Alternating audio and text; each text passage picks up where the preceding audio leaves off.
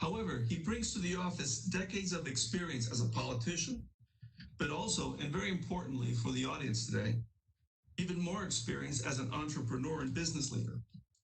As CEO of the Grupo Abicor, he has been involved in a wide range of significant business projects and has been a leader in the all-important tourism sector in the Dominican Republic.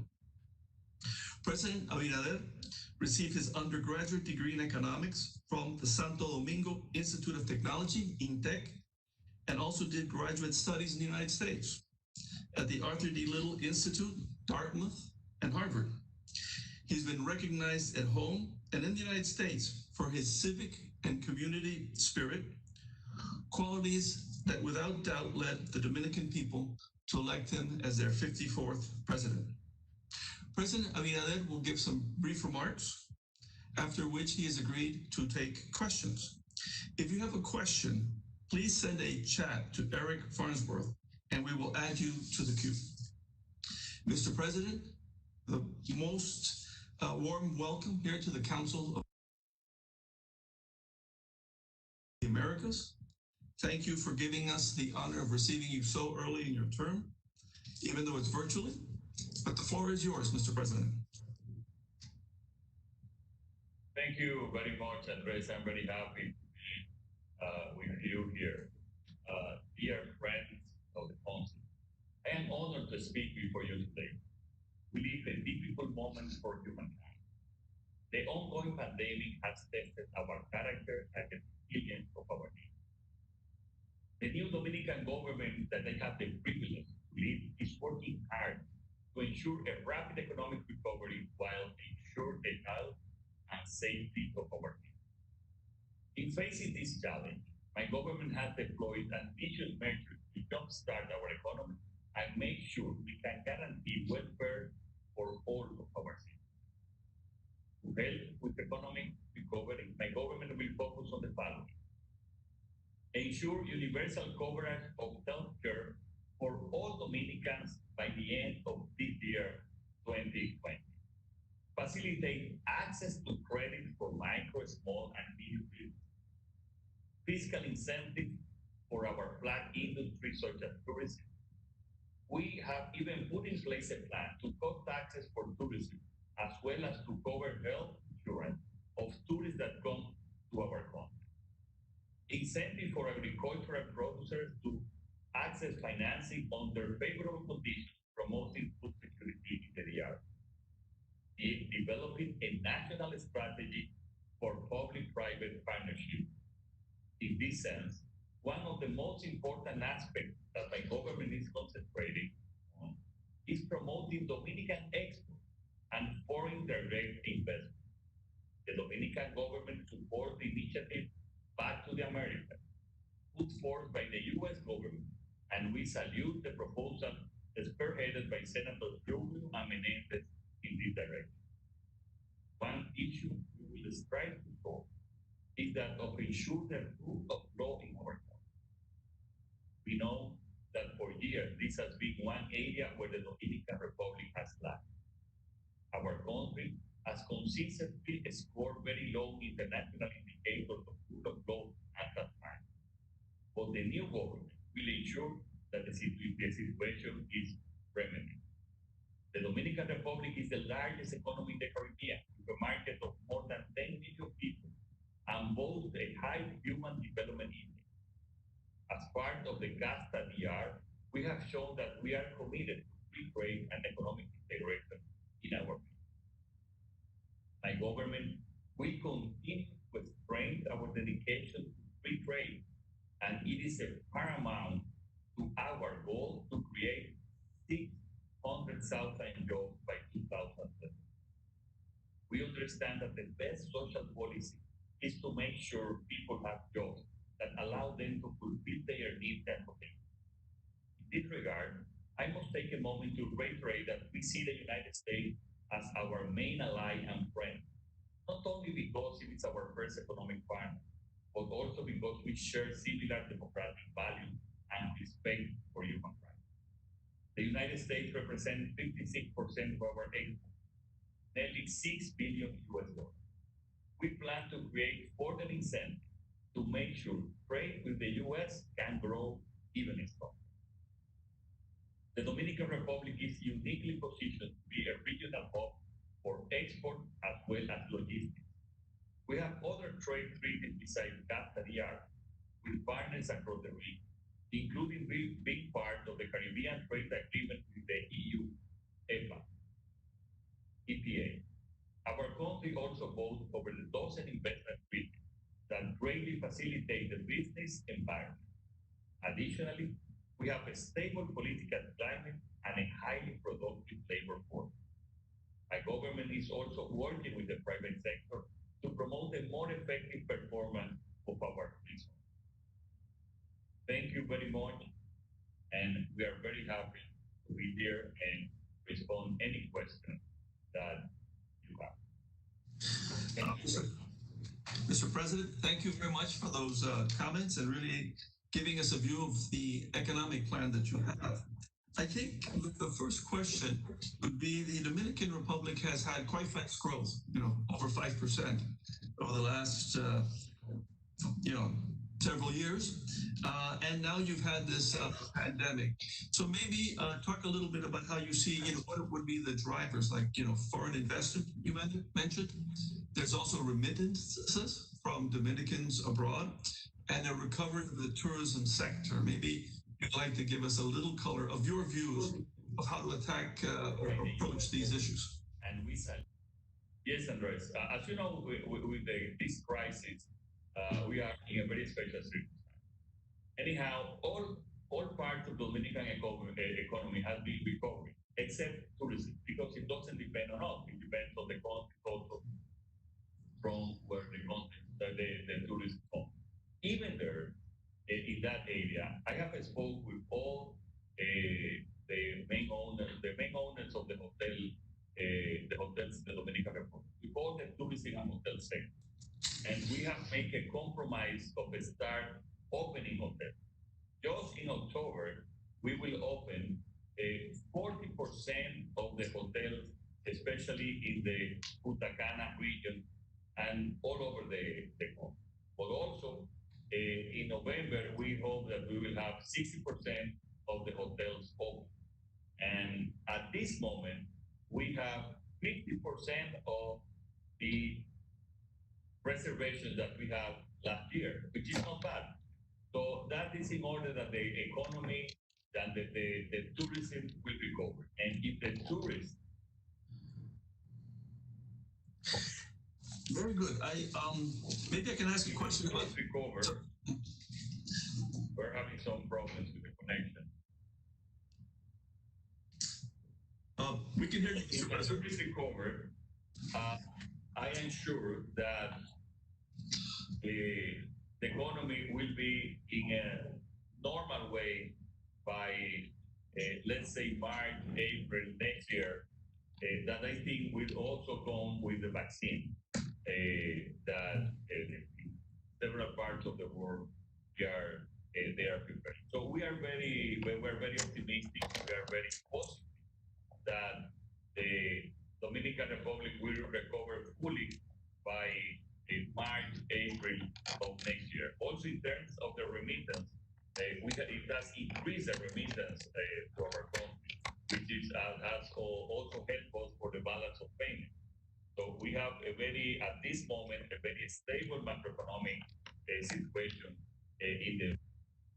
we have taken a lot of measures in our government to have a good quality of spending of our budget. We have eliminated a lot of institutions that did nothing for the quality of life in the Dominican Republic, and also transferring these funds to areas like health, like financing for micro, protecting our women and enhancing them to be entrepreneurs, and areas where really we can have a development. Yes, Mr. President, you've taken some bold proposals on your budget to make sure that you have a sustainable long-term budget. And so I really congratulate you on that. Another area that's very important for the Dominican Republic is energy. You know, we at AES have been a happy investor in the Dominican Republic and are continuing to invest. You know, we're building a second gas tank, gas pipelines, you know, to the east. We'd be willing to build one to the north as well. And this is a very important commercial exchange with the U.S. because the natural gas would be coming from the U.S. So del lenguaje e enseña. Para todos, un gran compromiso y sobre todo una oportunidad de conectar con ustedes y de compartirles las informaciones para este día de hoy, en este martes 6 de octubre. Como avanza rápido el tiempo. AES has been a very good company with the country, Dominican Republic, and also ICE has developed together. And we hope that you can invest more in our country. For example, with that project that we have in Manzanillo, in the North Coast, that we will have a master plan of development with an energy, also where we have an area for natural gas and energy generation that we will put for an open licitation for that you can bet and as well as other companies in the next month. So we're very happy with AES. In terms of the electric sector, as you know, we have a problem with the companies, the commercial distributors of electricity. They have been, for decades, creating deficits, not just in the companies, but also to our budget. Half of the deficits of the public, of the non-financial public sector come from these distributors of energy. So we are thinking, and in our government proposal was that the management of this, at least the management of this electricity distributor be in the hands of the public, the private sector, and to be managing a more effective and also a productive way. That would be a very good, a very big change because it will eliminate the politics from that commercial and distribution that has created, as you know, deficit for during the last 20 years, and that deficit that has gone to the debts of the government. So that we are working on that proposals in order that the private sector can also participate on that transformation. Excellent, very interesting. I'd like to talk, maybe switch a little bit towards the relations with the United States. You know, in your inauguration, Secretary of State Mike Pompeo, who was one of our speakers on the series here, came to your inauguration, and you mentioned in your opening that you see the United States as, you know, perhaps your closest friend, or let's say major friend in the area. So maybe you could talk a little bit about, you know, one of the issues that the Dominican Republic has had really has been Haiti, in terms that if Haiti is an economy that's not done well, and they have, you know, sent a lot of you know, poor people over to the Dominican Republic and caused problems there. So how do you see this sort of situation with Haiti and other countries in the region? Yes, yes, Andres.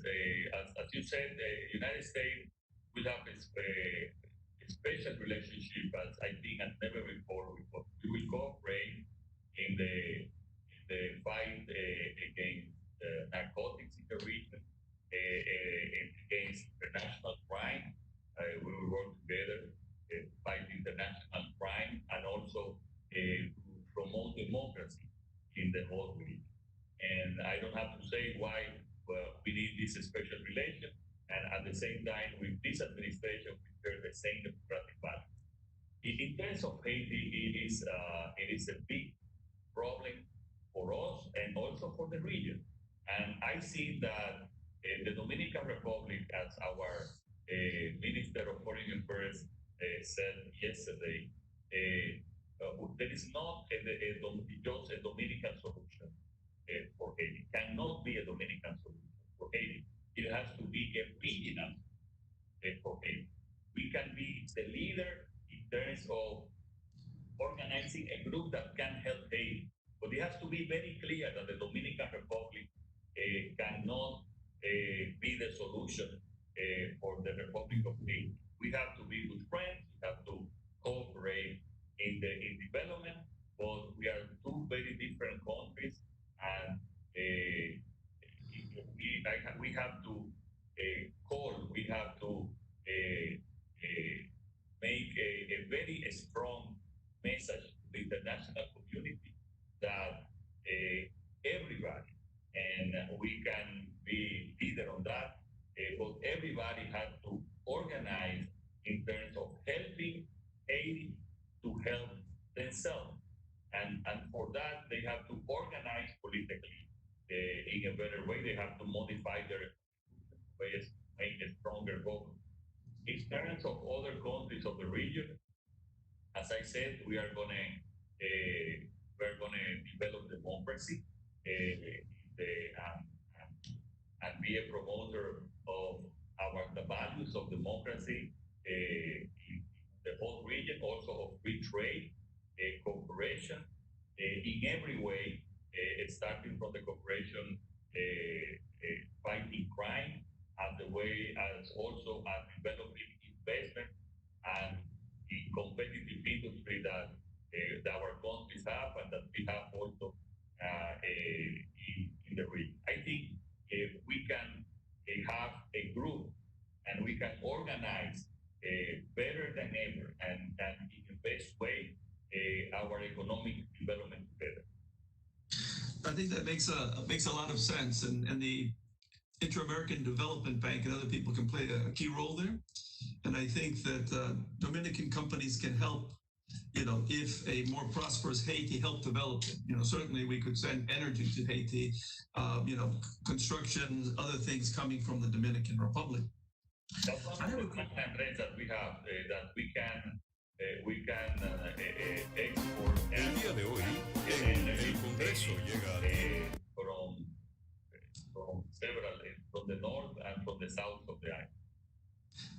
Yes, and that, Haiti needs so much. And again, the better Haiti does, I think the better for the Dominican Republic. And I think the way you've expressed the problem is absolutely right. It needs a hemispheric approach. And it can't just be up to the Dominican Republic by itself. It needs resources from the big countries in the hemisphere. I have here a question from one of our participants, and it's really, you've given this vision of modernizing the Dominican Republic, incorporating, women, more social programs, more help. And here's really, how does the digital agenda fit into this? Because a lot of the things that you're attempting to do, whether it's health, whether it's a more efficient and transparent government, obviously digital could help make that a reality. That's a very good question, Andre. Today, we have an announcement to make to the country that we are working to make a proposal for companies, telephone and internet companies that we have here in Dominican Republic and also for others in the region and in the world, to make a licitation for the 5G. There has been no work on the 5G of the previous government. Now we are gonna move, be very far behind on the digital agenda, to be on the first line of transformation, on the digital transformation with the 5G. As today at 3:30 p.m. I am doing a press conference telling the country and the participants of that sector how we are going to move from here to January in order to make a licitation for the 5G that, as you know, will help us very much in every way, and especially to make our industry much more competitive. That will also help us to transform the government to be a digital government. We have transformed one of the vice minister of the presidency to be my minister for digital transformation, and we are working in that in the also in the government. At the same time, this problem of the pandemic, especially in the in the education sector, in the in the high school and school, it has helped us on trying to eliminate that digital bridge that we have between poor and middle class and big Dominican. Because at this moment, we will start, and we are working on that direction. On the 2nd of November, we will start the school year. And it will start by TV, it will start by internet, and for that, we are acquiring 1.5 million tablets, notebooks, and we have given laptops to all the teachers of the country. And also at this moment, we have 400 between notebooks and also laptops on site to give it to them, and 1.5 million on the process of acquiring it. That will be a very big jump on the digital transformation of our country, and especially that 8 years old we have notebook, and 15 years old on the high school will have notebook. That will be an enormous sacrifice for our government, but we cannot permit that certain areas of the country can start the virtual year, and the poor neighborhood and poor sector of our country cannot start. So the government is responsible to go and help all those that cannot start a virtual school year. And we are doing that, and that will help a lot on the digital transformation of our country. That's really wonderful to hear how technology can also help sort of educational inclusion and really leapfrog technology. So that is really fantastic. I think, just to finish with that, one of the few good things of this pandemic is that because of the virtual obligation that we have, like in this meeting, what was going to take was 5 years to do it, we have to do it in 5 months. And I think that's one of the lessons of this crisis, and that's one of the few positive things that we get from it. Yeah, we've all had to change, including the council, in terms of how we operate. But as you say, a lot of good things have come out. We actually reached more people, and I've had more meetings than ever, because it used to be meeting in New York or meeting in Washington or meeting in Miami. And this is a perfect lead into the next one. How does the Dominican Republic take advantage of the shifting supply chains? There's much more after the COVID. People are thinking of sourcing closer to home. And so I think that will be good for the Dominican Republic as U.S. companies seek to source, closer to the United States, instead of having the supply chains so concentrated in China. So I think you've given some ideas how that's been going. And related, do you see what is the role of the free trade zones in this sort of nearshoring, as they call it? Yeah, that's what I said. The nearshoring, we are very much optimistic on the nearshoring. We're working very close to the U.S. government and other private sector groups. I think the Dominican Republic is in a very special position to benefit from that. And even before my inauguration, our Minister of Foreign Affairs, the Minister of Commerce, and our institutions to promote investment and trade, they are working together to establish a more facilitated, let's say like that, way for the nearshoring. Our free zones at this moment has a lot of proposals to be installed in the DR. I think that's one of the industries that is coming we are working with them to facilitate the necessary infrastructure so they can establish in the country and at the same time create jobs. It's our main goal of our goal. So in that sense, Andres, we are working. There are very important companies looking to establish in the DR, and we hope in the next year that hundreds of companies will establish in the Dominican Republic. And we are open for that, and we are this government will be very fast on looking on the time of permits necessary to establish.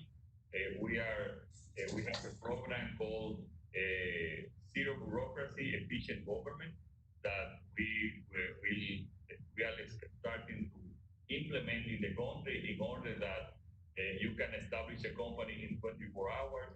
You can get a permit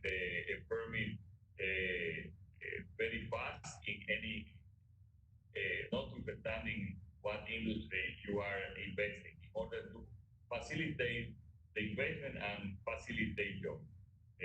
The 600,000 jobs that we are expecting to create in the next 4 years, we are an important part of that job.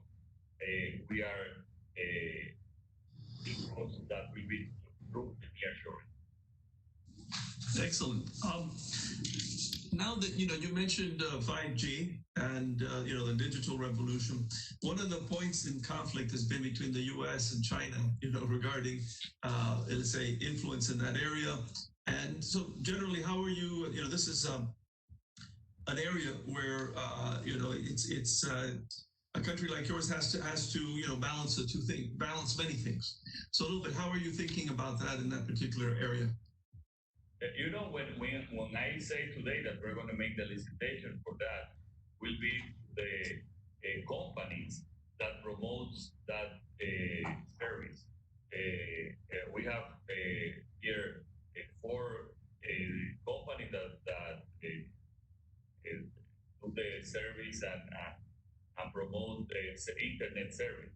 So this technology will be promoted by them. After they propose, then we will see and analyze from the security point of view. But it is not the government that will establish the 5G. It will be the private international company that will propose on that direction. And I think that these international companies are very much working on any security issues with the US and regarding that 5G. Interesting. You mentioned DR CAFTA, and de, so de cultivo, en especial the Dominican Republic take cítricos, more advantage of mango. DR CAFTA. I mean, I think you have a more digital and inclusive government, and you also have the free trade zones, and you have the near shoring. So then the question is that I'm getting here really is, how can you take greater advantage of DR CAFTA? And also, are you thinking of other free trade agreements to incorporate into this export-oriented Dominican Republic? Yeah, we will any new trade agreement we will analyze by case. But in the DR CAFTA trade agreement, I think that from my point of view, we have not developed the export from Dominican Republic as we should. I think it has been beneficial for both countries.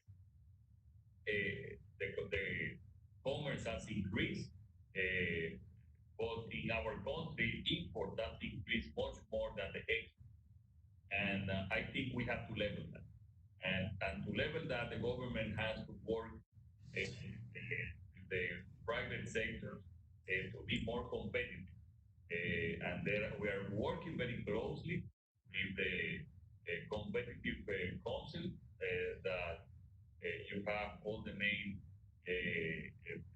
business sectors in that council in order that we go case states to be more competitive, and at the same time, the government, I think, should help more on the logistics and on the promotion of the of export. Also, in this month, at the end of this month, we will launch the what we call a Dominican Republic brand in order to create our brand with all Vamos a compartir el perfil de nuestro invitado central esta mañana a través del Canal 4 RD, político, empresario, actualmente representante. Vamos a compartir investment cabinet that we recently created in order that this investment cabinet will work on the competitive side and the promoting part to try to develop more export to the United States and to other countries where we have the CAFTA trade agreement. We don't say we're open to other free trade agreements, but we were analyzing that case by case. At this time, we have free trade agreement, as you know, with the US, with Europe, with other countries, and that is a very special opportunity for countries to establish, to manufacture in the Dominican Republic and to export without any access to the main markets of the world. I got another question here. What are the plans for the green economy and in especially sort of climate change mitigation in the Dominican Republic? You know that this climate situation in the world cannot be dealt by one country and not by a very small country like this is a world problem. This is a problem that all countries we have to work. We maintain and work and we signed the Paris agreement, and we are working and respecting that Paris agreement. At the same time, we are trying to work with the green economy. We're going to develop a special financing line for recycling in the whole country, and we have been very far behind on this sector. And also, one of the plans that this government has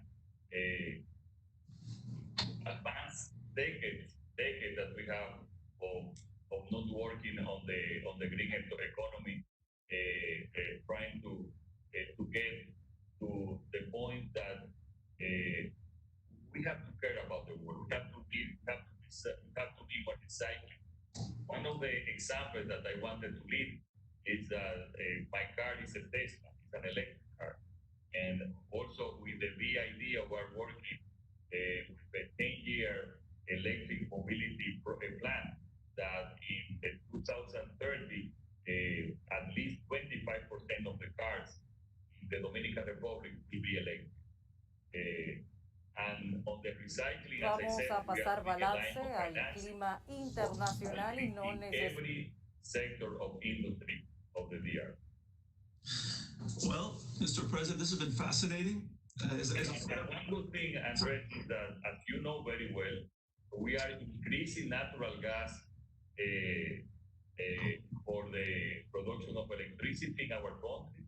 And I think that the programs that we have in the north will be increasing more. And as you know, natural gas, even it's a non-renewable energy, is a very clean energy to produce electricity.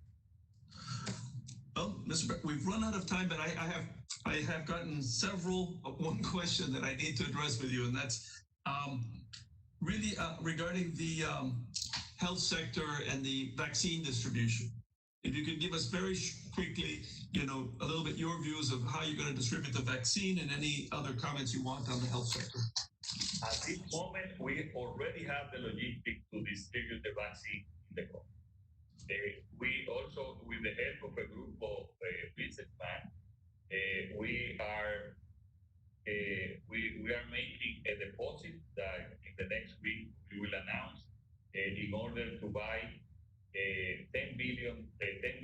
vaccines from one source.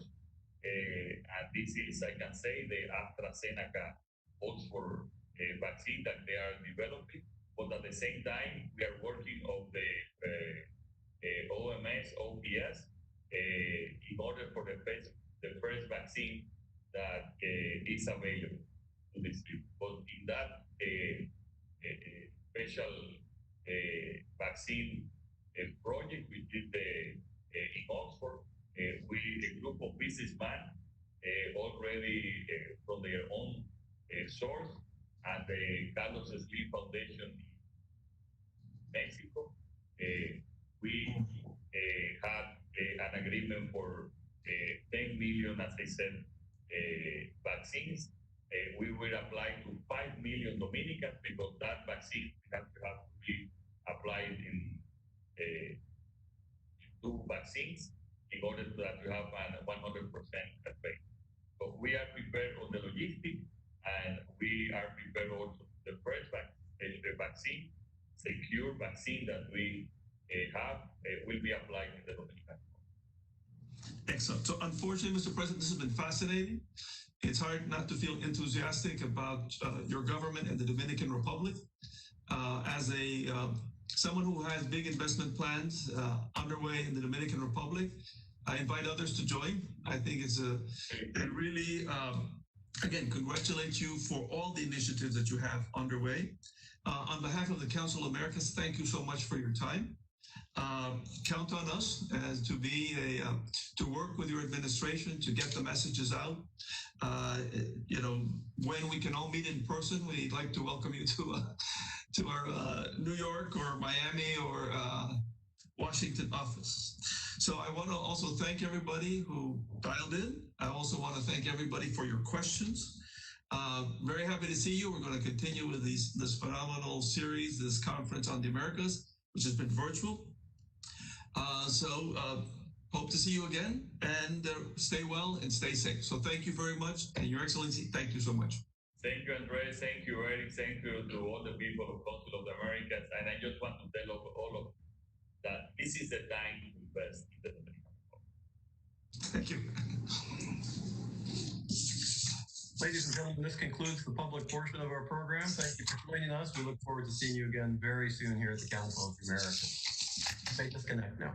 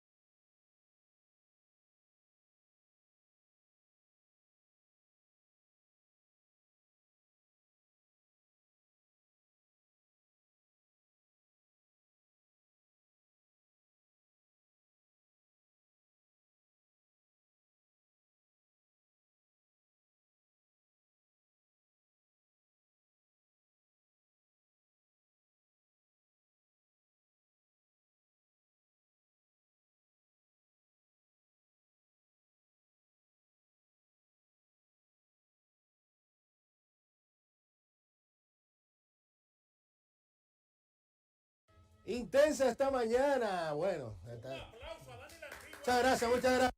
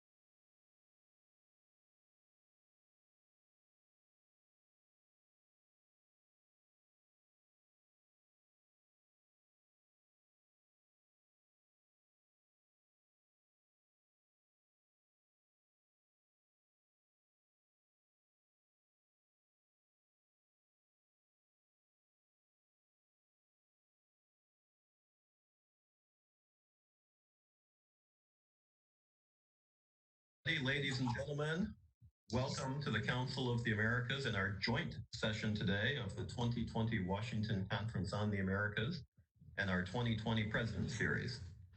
My name is Eric Farnsworth, and I'm very pleased to welcome you to this important, timely event with the President of the Dominican Republic, the Honorable Luis Abinader. Despite the pandemic, the Council has been able to continue our programming at the very highest levels while dramatically expanding our reach as the premier policy and business organization for the Americas.